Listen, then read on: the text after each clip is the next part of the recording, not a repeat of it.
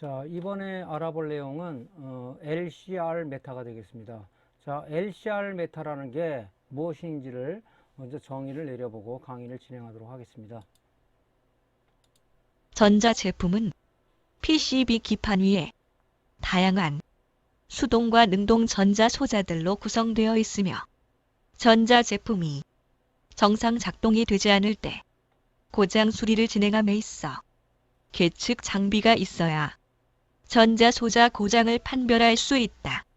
특히 인덕터인 코일의 경우 유도 능력인 인덕턴스 값을 테스터기로는 측정이 불가능하므로 전용 계측기인 고가의 스마트 트위저와 탁상용 LCR 매터, 저가형, 핸드형 LCR 매터가 있어야 코일의 양부 판별이 가능하다.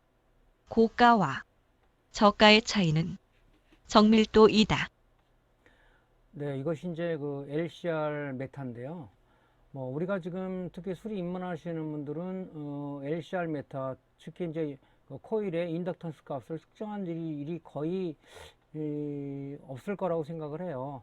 보통 코일을 우리가 보통 이제 양부 측정할 때는 코일의 어떤 그 단선 여부, 쇼트 여부를 판정하기 위해서 보통 이제 그 디지털 테스터기에 다이오드 모드로 놓고 이것이 끊어졌는지 안 끊어졌는지 그런 경우가 많이 발생이 되기 때문에 여러분들이 이제 그걸로 측정을 하죠. 특히 이제 LCD 모니터나 TV의 인버터, 즉 CCFL 백라이트 같은 경우는 보통 트랜스가 뭐 대형 TV에는 여러 개 달려 있고요, 그죠? 인버터 트랜스가 보통 모니터는 양쪽에 두 개가 달려 있는데 보통 이제 그 인버터 트랜스, 즉 고주파 트랜스라고 하는 거죠. 그거는 보통 2차 측에 단선들이 많아요. 자, 1차 측과 2차 측을 구분하는 방법 알려드렸죠. 1차 측은 코일이 조금 감겨져 있고 2차 측은 코일이 많이 감겨져 있죠. 왜냐면은 그 CCFL 백라이트는 고압을 유도를 해야 되기 때문에 보통 트랜스는 이제 권선비에 의해서 전압비가 결정이 되기 때문에 2차 측에 코일이 많이 감겨져 있어요. 그게 2차 측인데 보통 이제 고주파 트랜스 같은 경우는 2차 측에 단선이 많단 말이죠. 이제 그런 거를 우리가 보통 이제 디지털 테스터기로 디지털 다이오드 모드로 놓고 단선 여부를 보통 체크를 하죠. 예. 근데 이제 코일은 인덕턴스 값이라고 그래가지고 단위가 보통 헨리 또는 미리 헨리로 쓰는데 그거를 측정할 때는 LCR 메타라는 게 있어야 돼요. 그 정확하게 측정하려면은 예를 들어서 코일이 어떤 그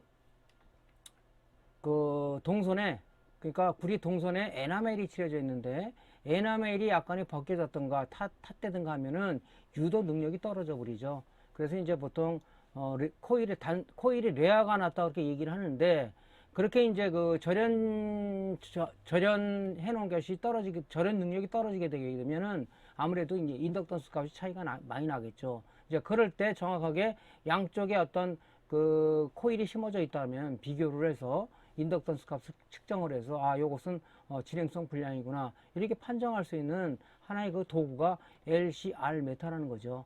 그래서 테스터기 여러분들이 갖고 있는 디지털 테스터기에서는 L 값에 그 인덕턴스 값을 측정할 수가 없다. 그래서 LCR 메타라는 게 별도로 있습니다. 그래서 아직까지는 여러분들이 필요성을 못 느끼겠지만은 수리를 하다 보면 필요성을 느낄 수도 있단 말이죠. 그래서 이제 우리가 LCR 메타를 한번 보면 이제 한 세 가지 형태가 있어요. 이렇게 스마트 트위저라는 게 있고, 이렇게 이제 탁상형 고가형 그 LCR 메타라는 게 있고, 지금 여러분들이 이제 해외 구매 사이트에서 많이 구매하고 있는 이 핸드형 저가형 LCR 메타를 가지고 있습니다. 이런 것들은 우리가 이제 L 값도 잴 수 있고 C 값도 잴 수 있고 R 값도 잴 수가 있는데 특히 이제 L 값을 측정할 때 이런 게 무슨 차이냐? 쉽게 말하면 이제 정밀도 차이입니다. 정밀도 차이. 얼마나 유도 능력을 정확하게 이제 이 장비들이, 계측기들이 측정하느냐 그 차이가 있는데, 사실은 뭐 우리가, 뭐 설계하는 사람이 아니라 그러면은 수리자 입장에서는 그냥 뭐 이 중에서, 저가형을 갖고 있어도 무방하다고 생각을 합니다. 그리고 여러분들이 이제 갖고 있는, 장비 중에서 인덕턴스 값을 측정이 불가능한 계측기들이 있어요. 여러분들이 다기능 테스터 많이 갖고 있죠. 요즘 뭐 공식 카페 보니까 다기능 테스타 10모델을 또 구매하신 분이 있더라고요. 하여튼 어쨌든 간에 이 다기능 테스타도 인덕턴스 값 측정하기가 어렵다. 그리고 초기에 이제 그 스마트 트위저 저가형을 구입한 사람들은 보통 요거는 우리가 R값, C값, 다이오드 값만 측정할 수 있는 거지 L 측정, 이 고가형 스마트 트위저에 들어있는 인덕턴스 측정할 수 있는 그런 것이 빠져 있습니다. 그래서 이제 여러분들이 편해서 그 핀셋형으로 되어 있는 이런 이제 스마트 트위저를 가지고 이제 요즘 많이 쓰시는 분이 있는데 간단한 거는 우리가 이게 측정하기가 좋아요. 근데 이제 L 값을 측정할 때는 이런 이제 그 스마트 트위저 고가형이 있는데 이런 것들은 보통 40만 원 이상이에요. 뭐 좀 좋은 거가 또 블루투스 같은 거 지원되는 건 70만 원, 뭐 80만 원 이렇게 됩니다. 그래서 이제 앞으로 살 계획이 있으신 분들은 저가형 스마트 장비를 사다 보면요 이중 투자가 되는 경우가 많이 있어요. 하다 보면 내가 그때 이거 말고 이걸 살 걸. 저도 그렇습니다. 저도 지금 어떤 장비들이 똑같은 유형의 장비들이 기능이 좀 빠져 있는 그런 것들이 여러 개가 있단 말이죠. 사다 보니까 이걸 그때 살 걸 그렇게 후회하는 적이 있단 말이죠. 그래서 이제 입문하시는 분들은 어떤 스마트 트위저 살 기회가 있다 그러면은 이런 이제 고가형 40만 원대 이상짜리를 사 놓으시면은 아무래도 이중 투자가 좀 덜 하겠죠. 그리고 여러분들이 많이 갖고 있는 디지털 테스터기로도 우리가 L 값을 측정할 수가 없다.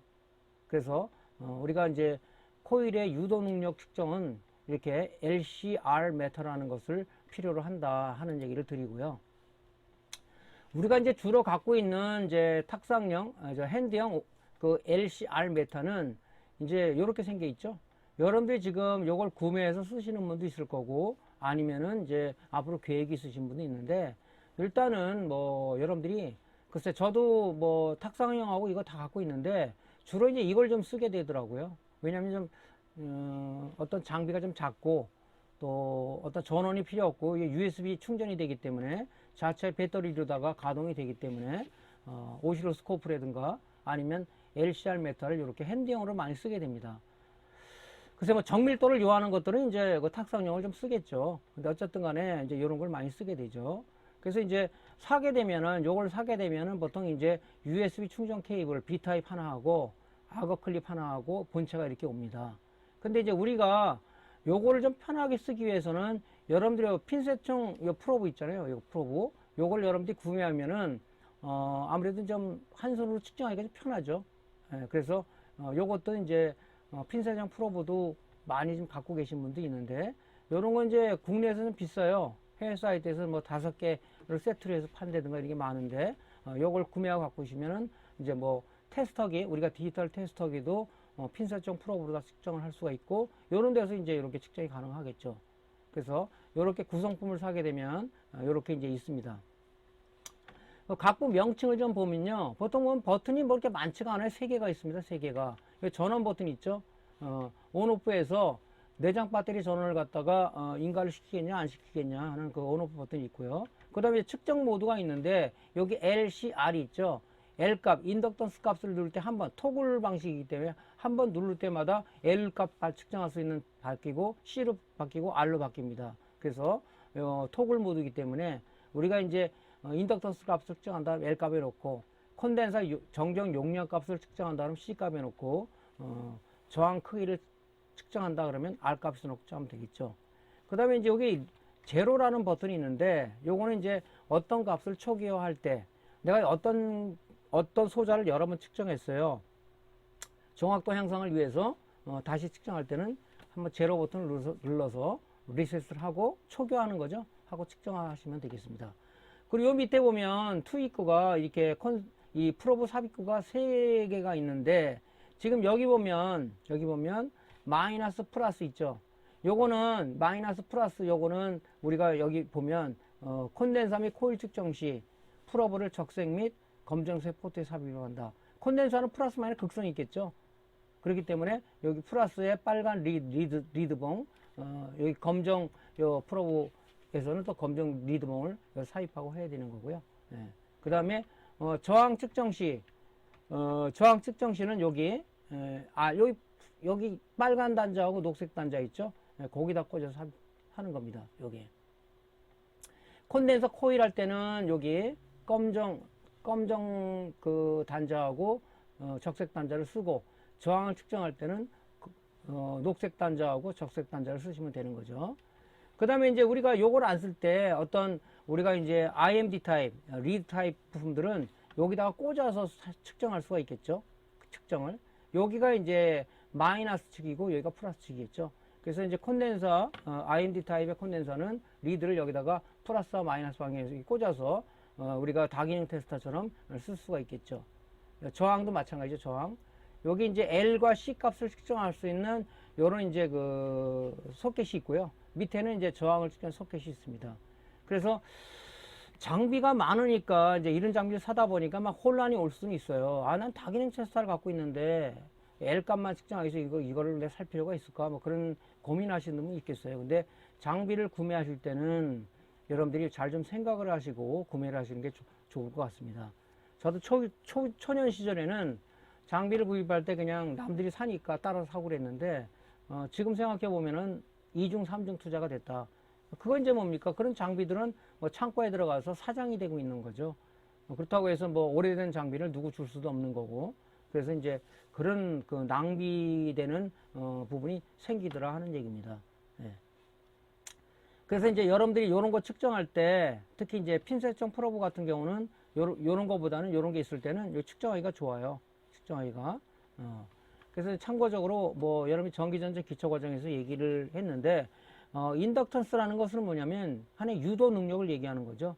어떤 코일에 전기를 인가했을 때 얼마나 자속을 갖다 잘 만들어낼 수 있느냐. 또한 역으로다가 어떤 그 자속을 갖다가 인가했을 때 얼마나 많이 전기를 끄집어낼 수 있느냐.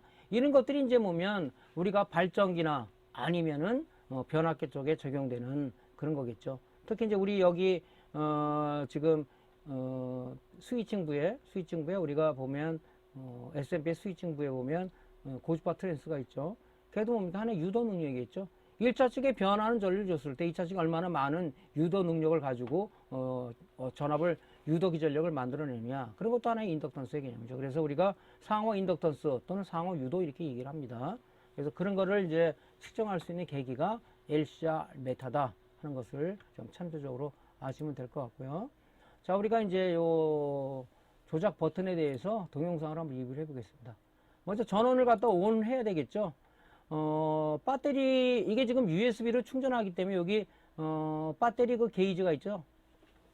잔량 게이지. 요걸 보고, 떨어지면 또 여러분들이 사용하지 않을 때 미리 충전해 놓으시는 게 좋겠죠.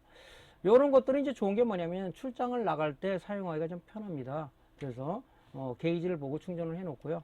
자, 그래서 누르면은 이게 편한 게 우리가 탁상용 같은 경우는 AC 220V를 꽂아야 되거든요. 그래서 콘센트 있는데 가서 또 해야 되고 하는 불편함이 있는데, 이런 것들이 이제 자체 그 배터리가 있어가지고 걔로 이제 2,000원을 인가하는 거겠죠. 이렇게 해서 이제 온오프 버튼을 다 토글 방식이죠. 예. 그래서 한번 누르면 작동하고 한번 누르면 꺼지고. 자, 이렇게 해서 전원을 넣으시고요. 여기 이제 그 우리가 이제 그 측정 모드가 있죠. 측정 모드. L을 누르면 인덕턴스 값, C를 누르면 정전 용량 값, R을 누르면 저항 값을 측정할 수 있는 이런 이제 버튼이 있습니다. 그래서 이렇게 측정을 하시는 거죠. 내가 어떤 소자를 측정하겠냐에 따라서 이 토글 버튼을 눌러서 측정을 하시면 되겠죠. 이렇게. 자, 먼저 세팅을 하고요. 먼저 이제 측정하기 전에 한번 초기화를 시켜주는 게 좋겠죠. 예. 뭐 탁상용 같은 게 이런 게 없는데 뭐 핸드용 같은 경우는 글쎄 뭐 왜 이걸 이렇게 만들어 놨는지는 모르겠어요. 자, 일단 인덕턴스 값을 측정하기 위해서 여기 보면 L 값, C 값 할 때 여기 검정색 그 다음에 적색에다가 꽂으라고 이렇게 표시가 돼 있죠. 그래서 이런 식으로 측정을 하는 거죠. 이렇게 꽂아 가지고 요건 좀 잘못 꽂았죠. 예, 제가 여기다 적색 프로브를 꽂아야 되겠죠.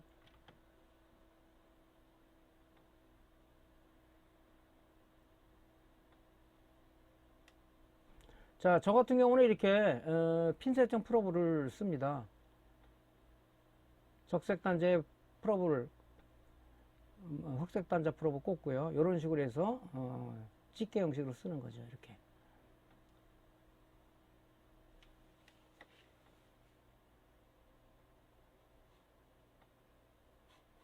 그래서 여러분들이 가능한 뭐 지금 이 장비는 가격이 이렇게 비싸지가 않습니다. 비싸지가 않으니까 특히 이제 해외 사이트에서 행사 기간 때 하면은 뭐 어떤 때는 뭐 40% 세일도 하고 그러니까 그 기간에 맞춰서 구매하실 분들은 구매를 하시면 좋겠습니다. 자, LCR 메터로 소자를 측정하는 것은 뭐 간단하죠. 이거 여러분들 다기능 테스터를 다 써봤으니까 뭐 그렇게 불편함은 없을 겁니다. 자, 일단은 우리가 저항 측정하기 위해서는 여기 저항 측정하기 위해서는 여기 단자가 있죠. 적색에다가 적색 포트, 녹색 포트에다가 요 꽂아가지고 이거는 뭐 어떤 그 극성의 관계는 없으니까 저항은 꽂아가지고 여기 지금 측정 모드에서 R 값에 놓고요. 측정하게 되면 이 저항의 오hm 값이 나와요. 근데 이걸 측정해 보니까 좀 정확도는 좀 떨어지는 것 같습니다. 근데 주로 이제 우리가 쓰는 것이 인덕턴스 값을 측정하기 위해서 많이 쓰는 거고, 나머지는 다기능 테스터라든가 멀티 테스터를 많이 쓰니까 그래서 여러분들이 뭐 편한 대로 하세요. 뭐 다기능 테스터 이런 거 뭐 저항 뭐 이런 하나 가지고 쓰려 그러면 이거 하나 써도 되는 거고요. 이렇게 해서 측정하시면 되겠죠. 그래서 여기 지금 색띠 저항이죠. 몰드 저항이라고 얘기하는데 이 저항의 읽은 여러분들이 이 대비한 값과 측정한 값의 차이를 읽어서 이걸 뭐 불량이다 아니면 뭐 진행성 불량이다 뭐 아니면 정상이다 이렇게 판정하시면 되겠죠. 콘덴서의 정전 용량 측정하는 것은 여러분들이 이제 많이 해봤죠. 이런 것들은 C 모드에 놓고요.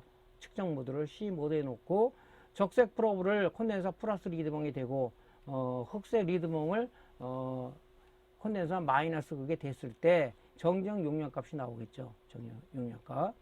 그래서 이제 보통 유명 브랜드사 제품 같은 경우는 만약에 뭐 220 마이크로 페럿이다 그러면은 보통 한 240 정도 이렇게 좀 높게 나옵니다.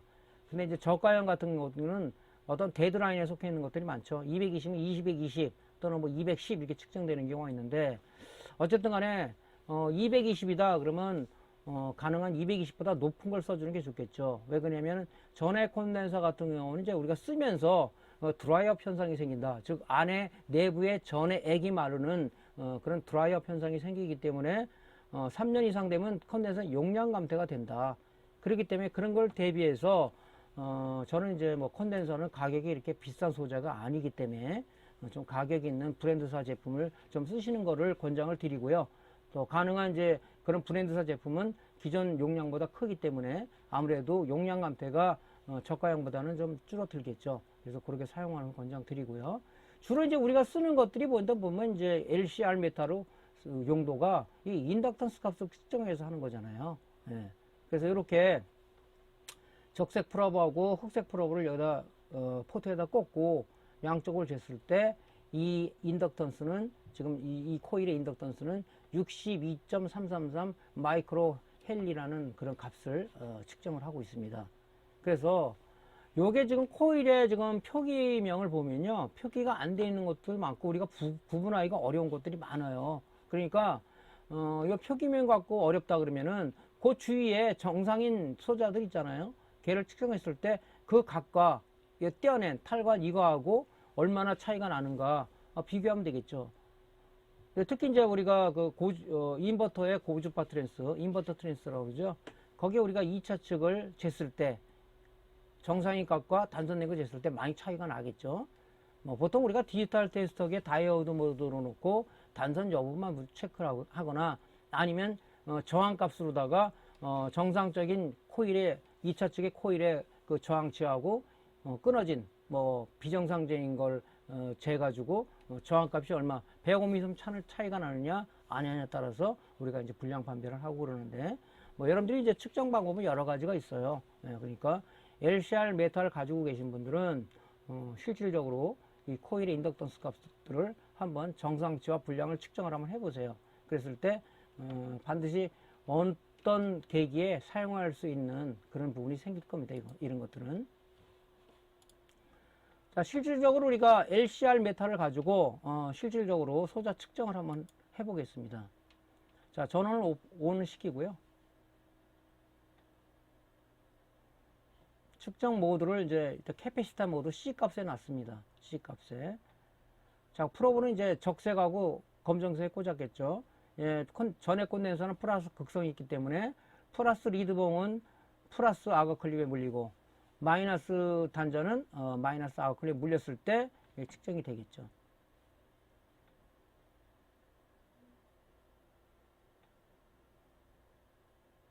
이런 식으로 측정하시면 되고요.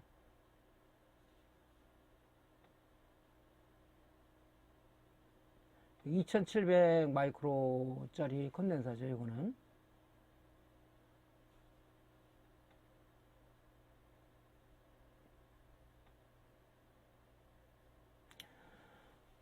약간 좀 미달되죠. 근데 요거는 이제 정밀도 차이기 때문에 요는 이제 브랜드사 제품의 컨덴서예요. 예. 그러니까 정상이라고 봐야 되겠죠. 자, 이제 요런 문제가 요런 이제 우리가 치 콘덴서를 잴 때는 이런 악어 클립 물리기가 곤란하잖아요. 그래서 여러분들한테 핀셋형 프로브를 사라고 얘기를 하는 거죠. 요런 건 요렇게 재야 되잖아요. 예. 그래서 핀셋형 프로브 물리고 이건 극성에 관계없으니까 요렇게 하면 요렇게 측정이 되는 거죠.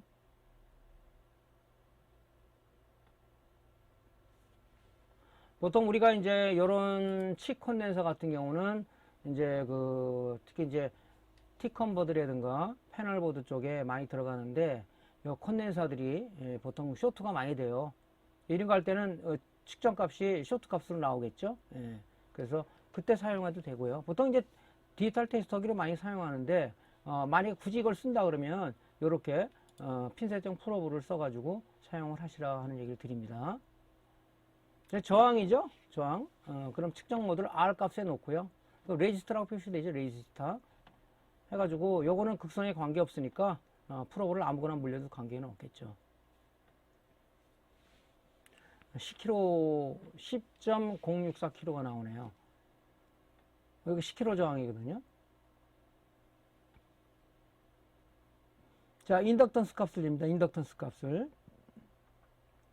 요렇게 생긴 거, 요렇게 이제 큐빅형으로 생긴 요런 코일들은 여기다 아크릴릭 물리면 되겠죠. 0.2 마이크로 헬리 값이 나오네요. 이거는요.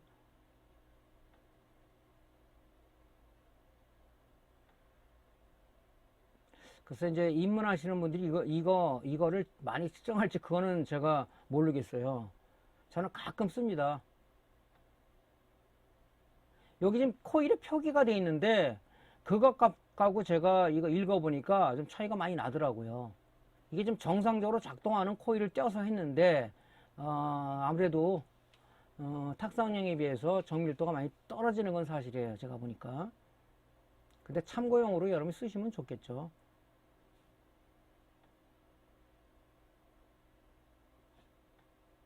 자, 이렇게 해서 이제 우리가 L값, C값, L값, 그 C값 이런 거 많이 재겠죠. 이 중에서도 이제 LCR 메타라는 것은 인덕턴스 L값을 재기 위해서 많이 필요하다. 자, 요것도 지금 우리가 이제 고주파 인버터 트니 쓰잖아요. 코일이 많이 간격 쪽이 2차 측이라고 그랬죠. 그걸 이제 정상적인 값하고 비교를 해보는 겁니다. 이렇게 했을 때 얼마나 차이가 나는지.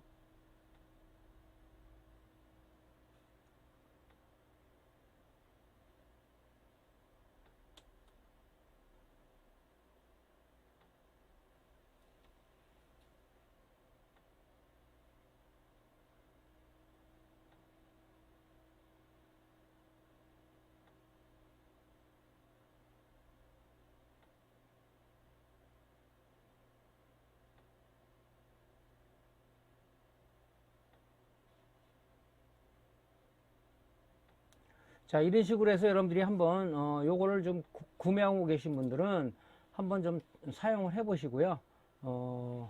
지금 뭐 구매를 아직 안 하신 분들은 조금 전에 말씀드렸지만은 앞으로 이제 수리업으로 어떤 내가 이걸 영위하고 싶다 그러시는 분들은 아예 살 때 탁상형이나 아니면 스마트 트위저로 사는 것도 굉장히 좋아요. 이 스마트 트위저 같은 경우는 정확도가 상당히 좋습니다.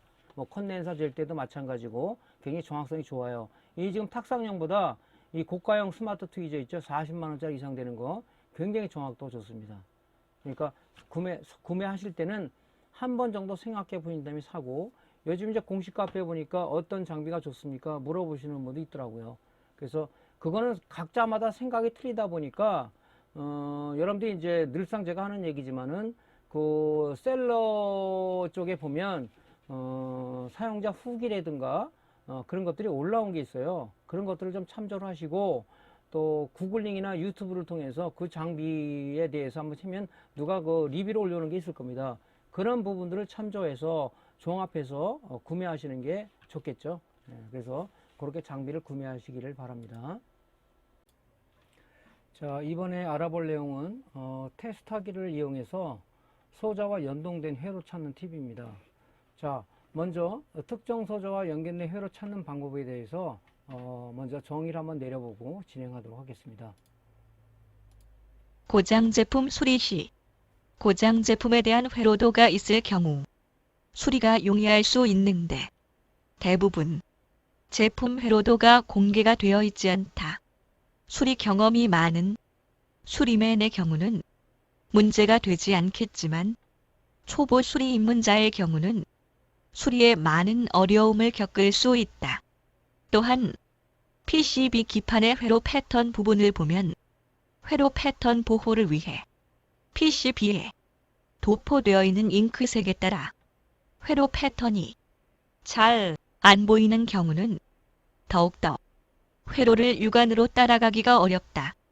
이런 어려운 점을 다소 해결하기 위해 테스터기 리드봉의 개선을 통해 회로를 쉽게 찾을 수 있다. 예를 든다면 립스보드 1차 측에 있는 펄스 발진 소자인 PWM은 VCC 전압을 공급받아 내부 발진 회로가 동작이 되는데 VCC 전압이 PWM VCC 단자를 기준으로 공급받는 회로를 역으로 추적하여 연관된 회로를 찾을 수 있게 테스터 리드봉에 브러쉬 지그를 제작 장착 후 테스터기 부저 모드로 설정하여 소리를 들으며 회로 추적을 용이하게 할 수 있다. 자, 요것이 이제 우리 그 수리 입문자나 아니면 수리 초보자분들께 그 회로 따라가는 게 상당히 어렵습니다. 왜 그러냐면은 이제 그 설계자의 의도에 따라서 만약에 모니터의 립스보드다, TV SMPS다 그러면 어떤 제품 구조가 똑같지는 않아요. 물론 동작 원리는 같지만 그거를 이제 예를 들어서 어떤 노이즈를 갖다 뭐 최소화 시킨다든가 뭐 여러 가지 회로의 설계 기술을 이용해서 어떤 그 구조 자체가 많이 틀리기 때문에 고장 제품을 수리하기 위해서는 여러분이 회로를 따라가 줘야 되는데 특히 이제 입문하시는 분이나 수리 초보자분께서는 이제 그런 행위들을 하는 걸 굉장히 귀찮아 하신단 말이죠. 그러다 보면 회로에 익숙하지가 않고 또 회로에 익숙하지 않다 그러면은 쉽게 말해서 뭐냐면 난 다 그런 거 집어치우고 원포인트 수리만 할래. 어떤 제품은 어디가 고장이 많이 나더라. 그런 것만 여러분들이 알려고 자꾸 노력하시는 분이 주위에 굉장히 많습니다. 그것은 뭐냐면은 원포인트 수리를 하게 된다는 것은 결론적으로 여러분들이 굉장히 좁은 범위의 수리를 할 수밖에 없다 그런 얘기죠. 앞으로 광범위한 수리를 하기 위해서는 다양한 제품을 여러분들이 고장 접수가 되는데 그런 거 수리하기 위해서는 여러분들이 그 회로를 자꾸 따라가 보는 연습을 해야 돼요. 그래서 이제 주로 많이 쓰는 게 이제 테스터기를 이용해서 많이 하는데 그것도 여러분들이 굉장히 어려워하신단 말이죠. 그래서 제가 이제 수리를 하면서 초년 시절에 어떻게 하면 그걸 빨리 찾을 수 있을까? 일종의 이제 브러쉬 공법을 써가지고 여러분들이 이제 회로를 쉽게 좀 찾을 수 있는 방법을 여러분들한테 좀 말씀을 드리려고 합니다. 그러니까 제일 중요한 것은 수리를 지금 현재 많이 하시는 분들도 회로를 찾기가 어려운 제품들도 많아요. 그런 것들 아마 이런 걸 쓰고 있을 줄은 모르겠습니다. 그래서 먼저 왜 어려운가를 말씀드릴게요.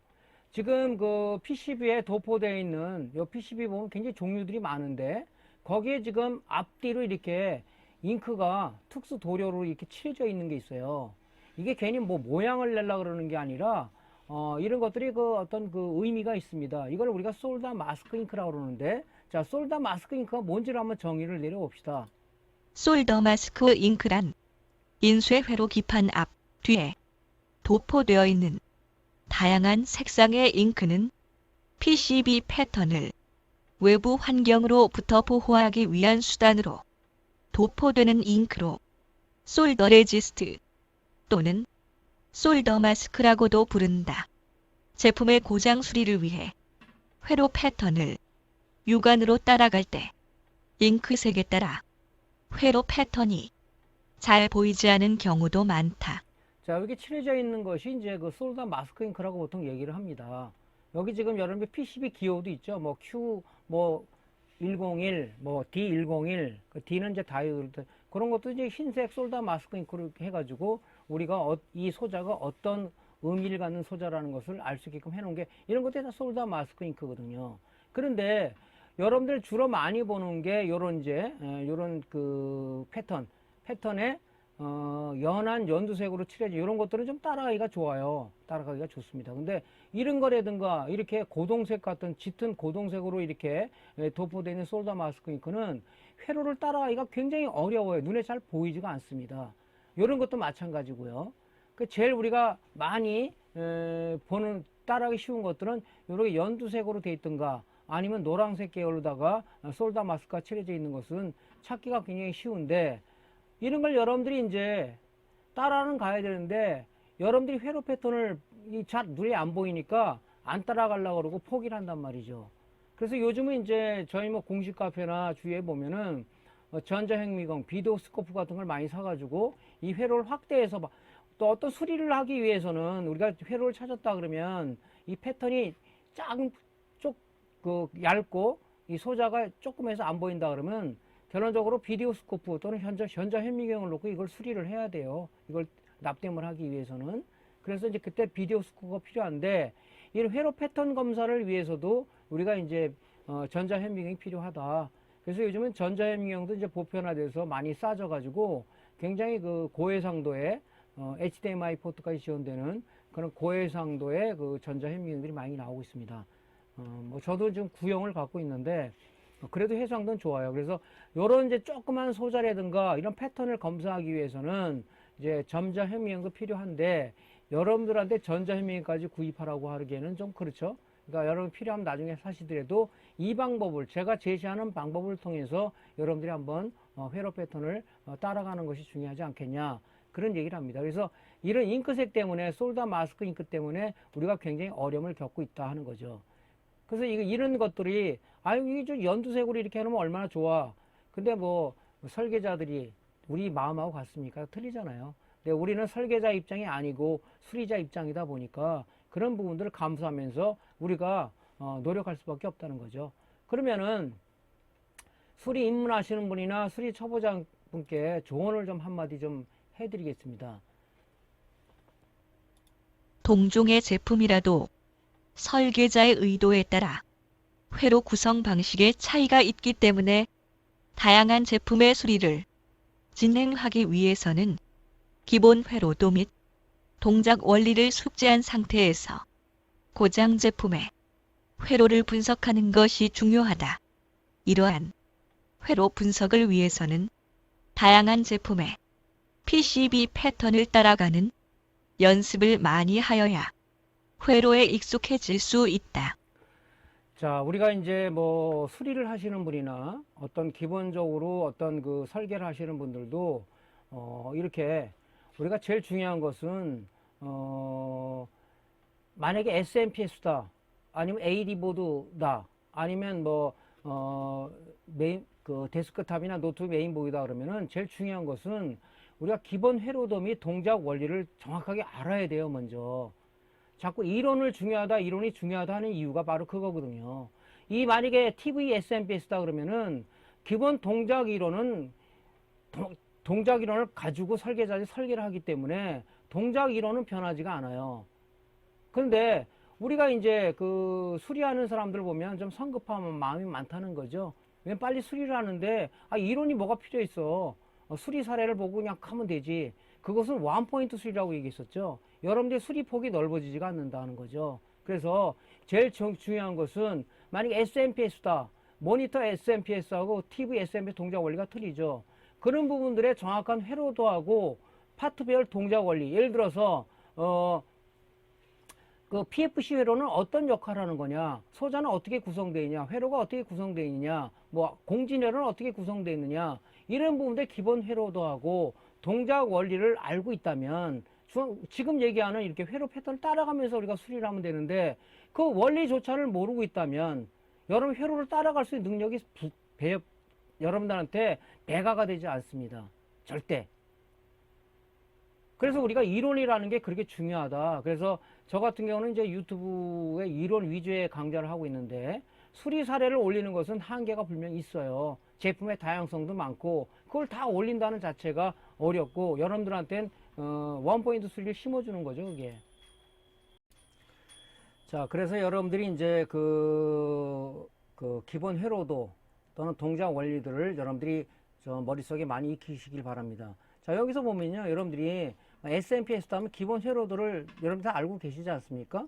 이런 걸 토대로 해서 지금 S&P에서 따르면 뭐 제품들이 이렇게 똑같은 구조를 가지고 나오면 얼마나 좋겠습니까? LG에서 나오는 거 틀리고 삼성에서 나오는 거 틀리고 뭐 외국 제품 틀리고 똑같은 구조를 안 갖고 있단 말이죠. 동작 원리는 같겠죠. 그 여러분들이 이렇게 패턴을 이렇게 쭉 따라가 보는 이렇게 패턴을 쭉 따라가 보는 연습을 여러분들이 많이 하셔야 돼요. 아, 요거는 쇼트킷 브리지 다이어드는 요렇게 해서 어디로 가고 있구나. 쭉 이렇게 여러분들이 요런 디지털 테스트기 다 가지고 있죠. 이렇게.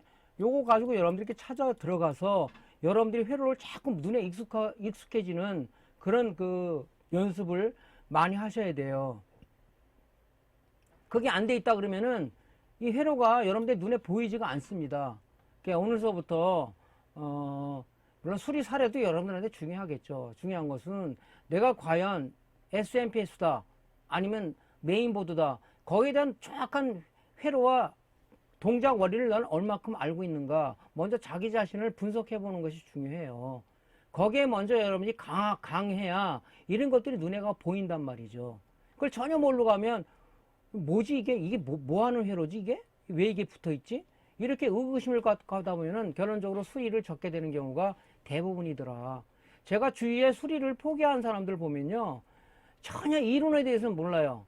모르고 그 제품 어디가 잘 나가던데요 하는 원포인트의 개념을 많이 갖고 계시더라 이 얘기죠. 그래서 참 그런 부분에 보면 약간 좀 제가 안타까움이 듭니다. 왜냐하면 저렇게 요즘 왜 이렇게 공부들을 안 하실까 하는 그런 생각도 들고요. 자꾸 어깨너머로 빨리 배우려는 생각이 너무 많기 때문에 그런 분들은 아마 제가 볼 때는 이런 강의를 좋아하지 않고 안 들으려고 할 겁니다. 근데 여러분들 인터넷 사이트에 유튜브를 많이 들어가 보지만은 수리 사례를 올려놓더라도 과연 처음부터 끝까지 여러분들이 알기 쉽게끔 해놓은 강의가 있나 하면 참 중간에 알맹이들은 다 빠져 있죠. 듣다 보면 좀 허탈감이 생긴단 말이죠. 그런 쪽에 기웃거리지 마시고 여러분들이 실질적으로 이렇게 이론을 알아가지고 여러분 스스로가 자꾸 이렇게 찾아가는 연습 또는 이런 부분들 해가지고 그런 거를 여러분들이 익숙해지고 수리를 했을 때 여러분의 완성도는 상당히 높아진다. 또 고수로 가는 지름길로 갈 수가 있다는 것을 다시 한번 여러분들한테 말씀드립니다. 그래서 제일 중요한 것은 동작 원리를 좀 여러분들한테 정확하게 이론을 먼저 습득하는 것이 중요하다. 그래서 여러분들한테 좀 답답함을 풀어주기 위해서 제가 이런 이제 나름대로다가 좀 꼼수 아닌 꼼수를 좀 가르쳐 드리는 거죠. 근데 이제 수리하시는 분들도 이런 방법을 쓸 수도 있거든요. 그래서 어떻게 하냐면은 저는 이걸 이제 브라시 공법이라 보통 얘기하는데 여러분들이 이제 수리학에서 수리실에 보면은 이 솔더 아시스트라는 걸 많이 갖고 있을 거예요. 납땜용 보조 공구들이죠, 이런 것들이. 그래서 뭐 부품을 드러날 때라든가 홀 구멍을 좀 넓힌다든가 그런 부분 중에 보면 여기 스틸 브러쉬라는 게 하나 이렇게 부품이 있어요. 요 부분을 잘라서 요 테스터기 리드봉 안에 이렇게 끼는 거죠. 그래서 여러분들이 필요한 것은 솔더 어시스트가 필요하고요. 요걸 자르기 위해서 니파하고 뭐 롱로즈가 필요하겠죠. 니파를 자르게 되면은 여기가 안에 동그란 게 이렇게 쭈그러들기 때문에 그걸 여기에 이렇게 리드봉에 장착하기 위해서 요걸 좀 이 롱로즈로다 여기를 동그랗게 여기 끼게끔 만들어 줘야 되겠죠. 예, 그렇게 해서 작업하시고 요렇게 이제 요걸 보통 우리가 이제 회로 찾을 때는 보통 부자 모드에 많이 놓죠. 회로 따라가면서 부자가 올리나 그 회로 연동된 쇼트의 개념이니까 연동됐다고 보는 거죠. 그래서 요걸 요 앞에다가 적색 리드봉 앞에 요렇게 브러쉬를 껴가지고 요렇게 이제 이 주위회를 긁어보는 거죠. 이렇게. 자, 부자 모드로 놓고 지금 여기에 지금 그림에 보시면 요게 이제 그 로우드랍 아웃풋 레귤레이터인데 3.3V의 아웃풋을 내는 거죠. 요 3.4 아웃풋이 어느 소자하고 연결되어 있냐. 여러분이 막연하게 모르잖아요. 물론 회로 이론을 알고 있다면 그것은 3.3V는 보통 우리가 스케일러 쪽에 공급돼 알고 있지만 모르는 사람들은 이게 어디 연결되냐 회로 따라하기도 어렵지. 그러니까 여기 찍고 부자 모드에 놓고 흑색 리드봉을 레귤레이터 아웃풋 단자에 놓고 적색 리드봉 앞에 브러쉬를 껴가지고 요 주위를 한번 긁어보는 겁니다. 요 주위를 이렇게 살살 긁어보면 삐 하고 울리는 부분이 뭡니까? 이 아웃풋 단자하고 연결된 회로란 말이죠. 그러면 이제 여기 그 주위가 찾아졌다면 이 브러쉬를 빼고 리드봉을 갖다 그 주위에 대가지고 어떤 게 연결되어 있는지를 여러분들이 이제 디테일하게 찾아 들어가시면 되겠죠. 근데 이 브러쉬는 쇠 재질로 되어 있기 때문에 PCB에 너무 힘을 줘서 이걸 훑으면 안 되겠죠. 왜냐면 어떤 부품이 그 솔다 마스크니까 벗겨진다든가 아니면 아주 실 패턴 같은 건 끊어질 수도 있으니까 이런 걸 이제 힘을 빼고 여러분들이 해줘야 되겠죠. 그러니까 이렇게 만들면 주변 회로 찾기가 굉장히 쉬워진다 그런 얘기죠. 그래서 우리가 요거를 한번 동영상으로 찾는 리뷰를 한번 보겠습니다. 자, 디지털 테스터기에 우리가 부자 모드는 없고요. 자, 여기 흑색 리드봉을 레귤레이터 아웃풋 단자에 대고 적색 리드봉 앞에 브러쉬를 장착을 했겠죠. 그래가지고 요 주위를 쭉 긁어봅니다. 쭉. 그러면 여기 소리가 나면서 이 LED에 불이 들어오겠죠. 거기가 이제 그 레귤레이터 아웃풋하고 연결된 자리죠. 연결된 자리 이렇게 쭉 긁어보면 그래서 요것은 스케일러 쪽으로 공급되는구나 하고 이제 브러쉬를 빼고 리드봉 갖고 디테일하게 찾아 들어가면 그 연결된 말단 쪽의 회로가 나오겠죠. 그래서 이렇게 찾는 겁니다. 그래서 주의점은 뭐라 그랬죠? 이게 이제 쇠 재질로 되어 있다 보니까 철 재질로 되어 있다 보니까 너무 심하게 긁으면 회로가 손상될 수 있다 하는 얘기죠. 자, 이번에 알아볼 내용은요, 수동납 흡입기 개선 방법에 대해서 한번 알아보도록 하겠습니다. 자, 수동납 개선 포인트가 무엇인지를 한번 정의를 내려보겠습니다. 수리맨들이 수리를 위해 제일 많이 사용하고 있는 공구 중 하나는 PCB 패턴에 솔더링된 납을 인두기를 이용하여 잔납을 제거해주는 디솔더링 툴인 수동납 흡입기이다. 하지만 수동납 흡입기를 장시간 사용하다 보면 납 흡입기 팁이 테플론 수지로 구성되어 있어 인두팁, 열의 녹음으로 납 흡입기 팁이 짧아져 흡입력이 저하되는 결과를 초래하여 결과적으로 납 흡입기 팁을 주기적으로 갈아주어야 하는 불편함이 따른다. 이러한 불편을 방지하기 위하여 납 흡입기 팁에 실리콘 호수를 삽입하여 장시간 사용 및 디솔더링 효율을 강화할 수 있다. 자, 요거는 여러분들이 지금 수리에 입문하시는 분들이나 수리하시는 분들이 많이 애로사항을 느꼈을 거예요. 지금 뭐 전동 공구로 되어 있는 이런 이제 고가형 뭐 디솔더링 툴도 있지만 보통 이런 수동납 흡입기를 보통 많이 쓰고 있습니다. 다 100%. 근데 쓰다 보면은 요 지금 납 흡입기 팁이 지금 테프론 수지로 되어 있기 때문에 하나의 그 비닐 이런 비닐 재질로 되어 있잖아요. 이게 인두팁이 녹는단 말이죠. 쓰다 보면 자꾸 짧아져 가지고 나중에는 이게 흡입이 안 되는 그래서 스트레스를 굉장히 가중시키는 그런 사례가 많이 발생되는데 요것도 지금 수동 납 흡입기라는 모양이 다 틀리기 때문에 요 지금 앞에 있는 납 흡입기 팁이 별도로 파는데 다 맞질 않아요. 그 제품에 대해서 그 모델을 하려면 여러분들이 또 구입해야 되고 또 구입 경로도 뭐 똑같은 모델을 이렇게 하기가 어렵잖아요. 그래서 여러분들이 이제 이거를 좀 더 스트레스 받지 않고 특히 이제 우리가 디솔더링 할 때 납이 이제 보통 제품들이 3년 이상 되면 납이 산화가 돼 버려요. 산화가 되면은 인두기로 참 납을 녹여서 디솔더링이 쉽지가 않습니다. 그래서 이제 거기다가 우리가 궁여지책으로다가 젤 프락스를 도포를 해서 인두 열을 가해서 띄게끔 이렇게 해놓죠. 근데 이제 그렇게 쓰다 보니까 자꾸 인두팁이 오늘 또 지나면 내일 사용하려면 좀 짧아져 있고 계속 짧아지는 그런 현상을 보게 된단 말이죠. 그러면 참 납이 잘 안 떨어지면은 계속 인두를 갖고 여러 번 작업하다 보면 잘못하면 PCB 패턴이 들고 일어나거나 아니면 끊어지거나 하는 그런 일이 발생이 돼요. 그래서 그런 부분들을 우리가 미연에 방지하기 위해서 이렇게 좀 개선하면 좋겠다. 납 흡입기가 종류가 좀 많은데 여러분들 다 이런 저가형 있죠? 이 저가형 갖고 있을 거예요. 이런 것들은 더욱더 심합니다. 좀 이런 것들은 좀 중가형, 고가형 같은 거는 이렇게 좀, 요게 이제 일본 제품인데, 이 지금 갖고 3개를 갖고 제가 쓰는데 요즘은 주로 뭐 저도 마찬가지로 여기다가 이 저가형에다 꽂아 갖고 그냥 쓰고 있습니다. 뭐 많다고 해서 뭐 다 쓰는 것은 아니고요. 그래서 뭐 이런 게 없으면은 요런 이제 고가형 디솔더링 툴이 있는데 이런 가격들이 비싸죠.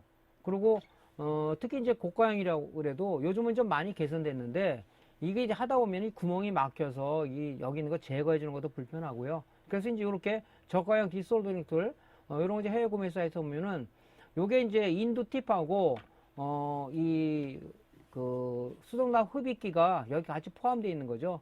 이 압력으로다가 이 진공 압력으로다가 뽑아내는 건데 이건 또 너무 세요. 그래서 이런 것들은 이제 저가형 디솔더링 툴을 제가 사용하는 경우는 뭐 수리가 여러 개가 들어왔다. 그때 이제 이런 단면 기판에 이걸 띄기 위해서는 상당히 잘 됩니다, 이게. 근데 이제 이런 단면 기판 뭐 SMPS 같은 게 잘 되는데 이제 뭐 TV 메인보드라든가 뭐 어떤 데스크탑 메인보드, 노트북 메인보드는 잘 안 돼요, 이게 또. 그런 단점이 있어요. 결론적으로 이걸 쓰게 되는데 얘보다는 이런 고가형 디솔더링 자동 툴보다는 이게 수동용을 많이 쓰게 되더라고요, 지금 또 보니까. 여러분들 마찬가지겠죠? 예. 그래서 저는 이제 요 장비, 이 밑에 있는 장비를 다 갖고 있는데 쓸데없이 많이 산 거죠, 어떻게 보면. 제가 아까 장비 살 때도 좀 잘 생각해서 사라고 했던 얘기가 그건데, 이런 것들이 돈만 낭비한 거란 말이죠, 어떻게 보면. 주로 이걸 많이 쓰다 보니까. 그래서 이제 이런 것들은 이제 주로 이제 여러분들이, 살 때 이제 좀, 제 경험담도 토대로 하고, 다른 경험담 토대로 해서, 이렇게 저가형이라도 이렇게 개선하면 좋단 말이죠. 그래서, 좋은 점도 있어요, 물론 이런 것들이. 근데 이제, 양면기판 같은 에폭시 수지로 되어 있는 이런 것들은 조금 잘 안 되더라 하는 거죠. 이런 단면기판은 잘 됩니다, 이런 것들이. 이렇게 쓰면. 그래서 여러분들이 이걸 갖고 이제 개선을 하는 거죠. 지금 여러분들이 구매한 대로 쓰게 되면 어느 순간에 이게 다 짧아져서 할 때 이 지금 TV 앞으로 쭉 밀어서 잘못하면 PCB가 손상될 수도 있겠죠. 예. 그래서 납품이 개선을 좀 해야 되는데 여러분들이 여기 이제 꽂을 때, 여기 요 팁, 인도 팁에 꽂을 때, 여기 이제 이 실리콘 호스가 여기 들어가 줘야 되겠죠. 그래서 요런 건 이제 인터넷에서 팔아요. 실리콘 호스 하면 나오는데 해가지고, 여러분 이제 버니어 캘리퍼스는 다 갖고 계시겠죠, 이런 거. 요 지금 외경을 재는 겁니다, 외경을. 외경을 쟀을 때, 외경이 뭐 5mm다.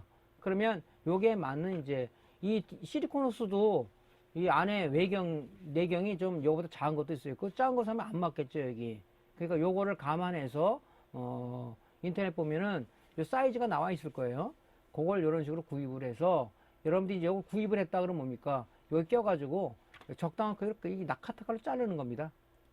근데 이제 우리가 수동흡입기를 이렇게 안 사면, 요 지금 그 팁들이 이렇게 나오는데, 요 제품 이렇게 나와요.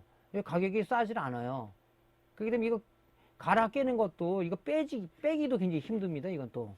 그러다 보면 이게 여기가 손상이 되고 그러는데 그래서 이런 부분들을 우리가 최소화하기 위해서는 이렇게 여기다 팁에다가 껴가지고 내가 사용할 만치 자르게 되면 괜히 흡입력도 좋고 이 실리콘 호스는 내열성을 갖고 있기 때문에 뭐 350도 이상을 견딥니다. 이것이. 그래서 지금도 아주 잘 사용하고 있어요. 그래서 이제 간혹 이제 수담 막히는데 그건 이제 아까 말한 솔더 어시스로 납을 빼내면 되니까 아니면 이제 이걸 특히 수동납 흡입기는요 수리를 많이 하시는 분들은 뭐 하루에 한 번씩 빼서 청소를 합니다. 그 납이 안에 보면 이게 달라붙어 있거든요. 그런 부분들을 그 솔더 어시스로 다 떼어내고 해서 흡입력 좋게 만들죠. 여러분도 가끔 청소하지 않습니까? 그래서 이런 식으로 쓰시면 굉장히 좀 편할 것 같습니다. 자, 어떻게 만드는지 동영상을 리뷰를 한번 해보겠습니다. 자, 이걸 구입을 했어요. 자, 요걸 이제 인두팁에, 요것도 지금 써가지고 앞이 좀 달았죠? 여기 끼는 겁니다, 이렇게.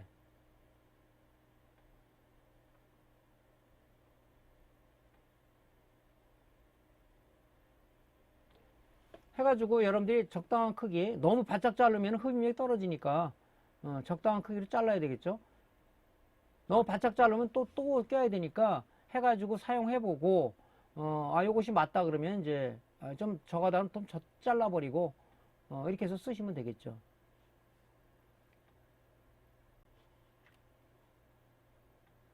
이거 지금 여러분들 다 사용하고 계신지 모르겠어요. 굉장히 좋습니다. 적극 이거 적극 권장을 드립니다. 이거 강추예요, 강추. 그러니까 꼭 이거 한번 해보세요.